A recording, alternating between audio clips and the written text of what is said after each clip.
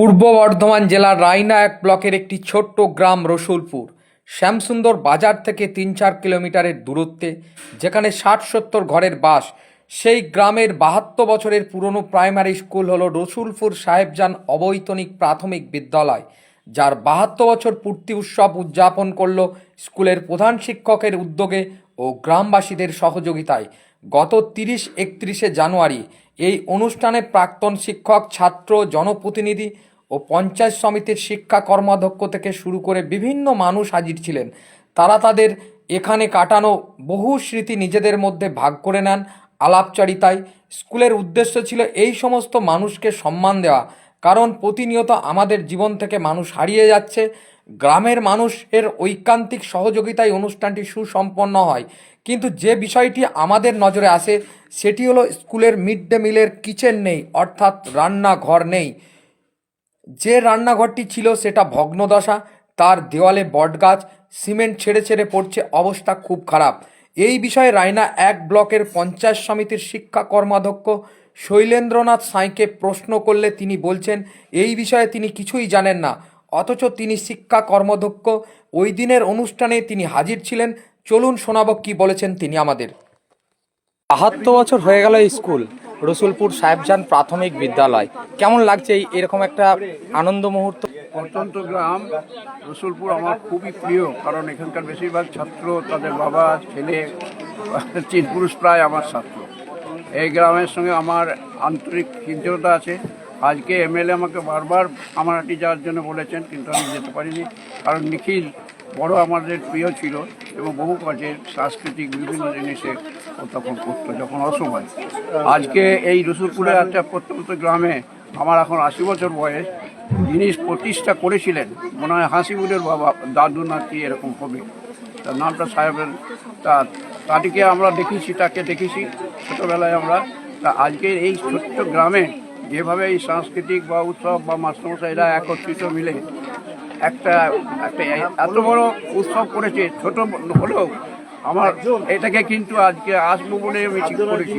অনেক প্রোগ্রাম থাকলেও আমি আশা করব যে শিক্ষা প্রতিষ্ঠানের সাংস্কৃতিক বিভাগগুলো এবং মানুষগুলো এই স্কুলে পড়া, স্কুলে যে আবেদন করা বা স্কুল থেকে যে সমস্ত সুযোগ সুবিধা পায় সেই সবগুলো সরকারি সুযোগ সুবিধা নিয়ে যেন পড়াশোনার দিকটা একটু এগিয়ে যায়।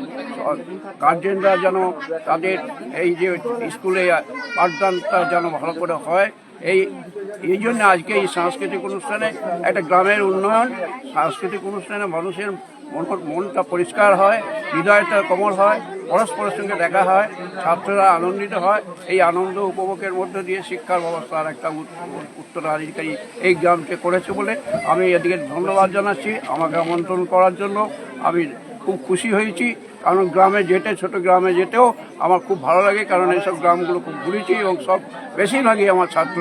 আপনারা সকলেই এসেছেন, সকলকেই আমি আমার আন্তরিক শ্রদ্ধা জানিয়ে আমার এইটুকু কথা বললাম। গুটি গুটি পায়ে ৭২টা বসন্ত পার করে ফেললো। এখান থেকে দেখা গেছে বহু ছাত্র বিশেষ বিশেষ ক্ষেত্রে তাদের সাফল্য লাভ করেছে, তার উত্থান আছে।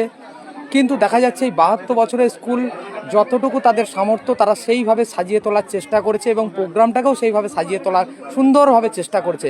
কিন্তু তারপরেও এখানে দেখা যাচ্ছে মিড ডে মিলের একটা কিচেনের ব্যবস্থা নেই। ৭২টা বসন্ত পার করে গেল, তারপরেও একটা মিড ডে মিলের ব্যবস্থা নেই। আপনি শিক্ষা কর্মাধ্যক্ষ হিসাবে এই বিষয়টাকে কিভাবে দেখছেন? এবং আমি খুব দুঃখিত যে আমি এই প্রথম শুনলাম আপনার মুখে, কিন্তু এখানকার যারা কর্তৃপক্ষ বা যারা বর্তমান পার্টির সঙ্গে রাজনৈতিকভাবে যুক্ত আছেন, তারা এই ব্যাপারে আমাকে কিছু বলেনি।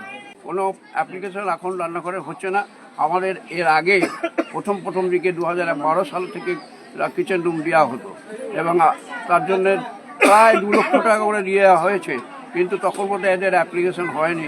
অথচ গ্রামে দিলে হয়তো আগামী দিনে রান্নাঘরের জন্য বিডিওকে বা ডিএমকে বা ডিওকে দিলে বা আমার মাধ্যমে দিলে আমি নিশ্চয়ই উন্নয়নের জন্য একটা রান্নাঘরের জন্য পঞ্চায়েত সমিতি বা বিডিও তার কাছে কি এই প্রস্তাবটা রাখবেন? বিডিও এখানকার সদস্য দিয়ে সই করিয়ে বিডিওকে দেবে আর তার একটা কপি আমাকে দেবে। আমি কলকাতা এই বর্ধমানের সভাধিপতি যিনি আছেন, তিনি আমার খুব প্রিয় লোক, আমি তার কাছে আবেদন জানাবো নিশ্চয়ই।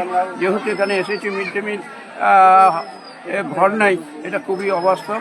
যাই হোক, দেখা যাক, আমি যতদূর চেষ্টা করব আমি তা এখানে আমি বলে যাচ্ছি।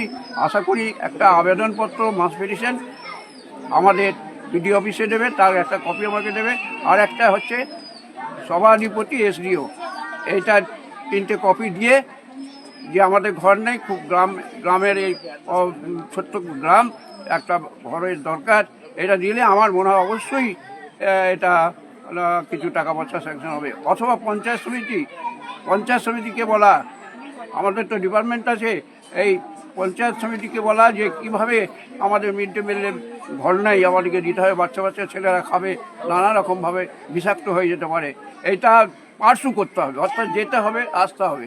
কারণ বুঝতেই পারছেন তো আজকাল আমরা স্বাস্থ্যকর হয়ে গেছি খুবই, বলছি মুখে এক, করছি এক।